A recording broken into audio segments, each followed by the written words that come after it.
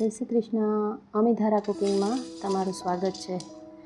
આજે હું લઈને આવી છું જાંબુની ગોઠલીનો મુખવાસ, કે જેને આપણે જાંબુના ઠળિયા પણ કહીએ છીએ. ઘણા લોકો જાંબુ ખાઈને ઠળિયા ફેંકી દેતા હોય છે, પણ જાંબુ કરતાં પણ એના ઠળિયા છે એ અનેક ગણા ઉપયોગી છે. તો જાંબુના ઠળિયામાં વિટામિન એ અને વિટામિન સી હોય છે. તો આજે આપણે ઠળિયાનો મુખવાસ જોઈશું. તો એના માટે મેં અહીં જાંબુ લીધે છે, જેને ધોઈને સાફ કરેલા છે. એને ખાવા માટે હું અલગથી એનો પલ્પ આપણે કાઢી લેશું. અને આ રીતે એના ઠળિયા લીધેલા છે. જે ઠળિયા છે એને મેં ધોઈ અને લૂછી અને સાફ કરી લીધેલા છે, કારણ કે ઠળિયા છે એમાં ચીકાશ હોય ને તો લપસી જાય છે અને એનાથી આપણે ચપ્પુ હાથમાં વાગી જવાનો ડર લાગે છે. અને આ રીતે થોડા કઠણ હોય છે ઠળિયા, એટલે પાતળી પાતળી સ્લાઇસમાં તમારે કાપી લેવાના છે. તો આ રીતે એક સરખા ટુકડા કરવાના છે. નાના કે મોટા કરશો તો જે પતલા હશે એ વહેલા સુકાઈ જશે, અને જે જાડા રહી ગયા હશે એને સુકાતા વાર લાગશે. તો આ રીતે બધા જ ઠળિયા છે એને પતલી પતલી સ્લાઇસમાં કાપી લીધેલા છે. અને ઉપરથી છાલ છે ફોતરી એ ઉખેડી નથી. જેમ ઠળિયા સુકાશે એમ જે થોડા સુકાય અને સંકોચન પામશે એટલે એની ફોતરી છે ને એની મેળે નીકળી જશે.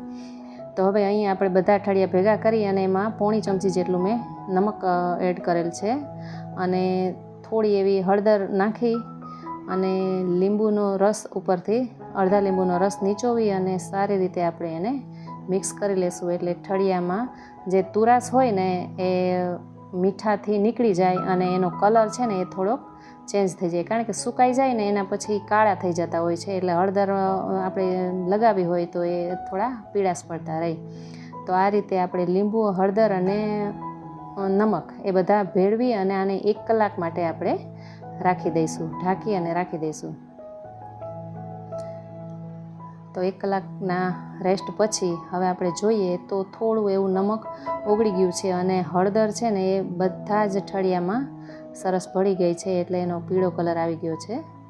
તો હવે આને એક થાળી લઈ અને એમાં આપણે આમ છૂટા છૂટા પાથરી દઈશું, જેથી કરીને એને સુકાતા વાર ન લાગે.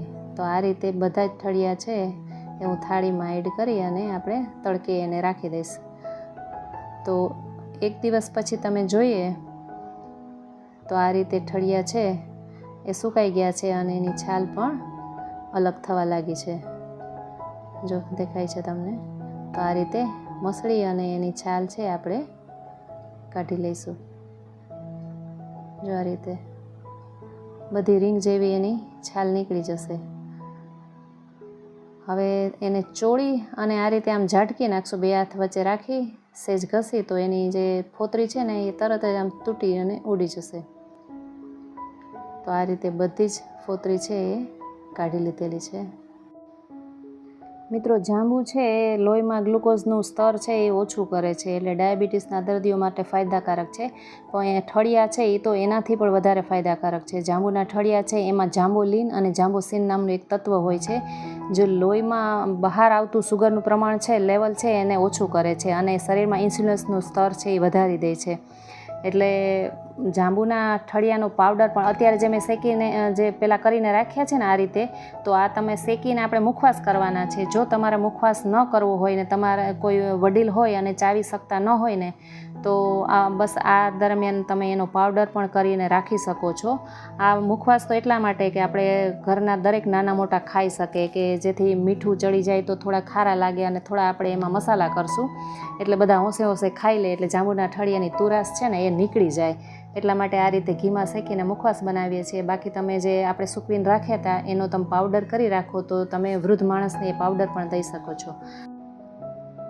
તો મિત્રો, અહીં મેં ગેસ ઉપર એક જાડા તળિયાવાળી કઢાઈ રાખી દીધી છે અને એમાં 1 ચમચી જેટલું ઘી ઉમેરેલ છે. અને જે આ ફોતરી ઉખેડેલા ઠળિયા છે આપણા સુકાઈ ગયા છે સાવ, એને હવે આપણે શેકી લેશું. અને અહીં ફ્લેમ છે એ મીડિયમ રાખેલી છે, એટલે એમાં ઘીથી સરસ કોટિંગ થઈ જાય એ રીતે આપણે એને શેકી લેવાના છે. એટલે એમાં જે પણ કડવાશ તુરાશ હોય ને એ બધી ઓછી થઈ જશે, એટલે ઘરના દરેક જણને ભાવે એવો સરસ મુખવાસ તૈયાર થશે. એટલે જાંબુ એક એવી વસ્તુ છે કે તે સિઝનમાં જ આવે છે, સિઝન બહાર એ વસ્તુ મળતી નથી. એટલે આ રીતે જાંબુ ખાઈ અને ઠળિયા ફેંકી ન દેતા આ રીતે મુખવાસ એનો બનાવી લેવો. તો અહીં હવે આપણે ગેસની ફ્લેમ બંધ કરી અને થોડો મુખવાસને ઠંડો થવા દેશું અને ત્યારબાદ એમાં થોડા મસાલા ઉમેરી લેશું. એમાં મેં સંચળ પાવડર છે અડધી ચમચી જેટલો ચાટ મસાલો, અડધી ચમચી આમચૂર પાવડર અને અડધી ચમચી જેટલું સિંધાલનું નમક એડ કરી અને સરસ મિક્સ કરી દઈશું. આમાંથી તમને ન ગમતા હોય એ તમે સ્કીપ કરી શકો છો અને ગમતા હોય એડ કરી શકો છો.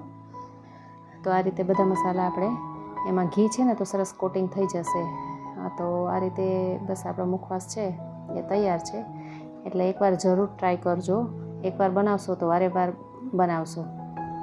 તો આપણો મુખવાસ છે એ તૈયાર છે. તો મિત્રો, આવી જ અવનવી વાનગીઓ જોવા માટે મારી ચેનલને લાઈક કરો, શેર કરો અને સબસ્ક્રાઈબ કરો. Thank you.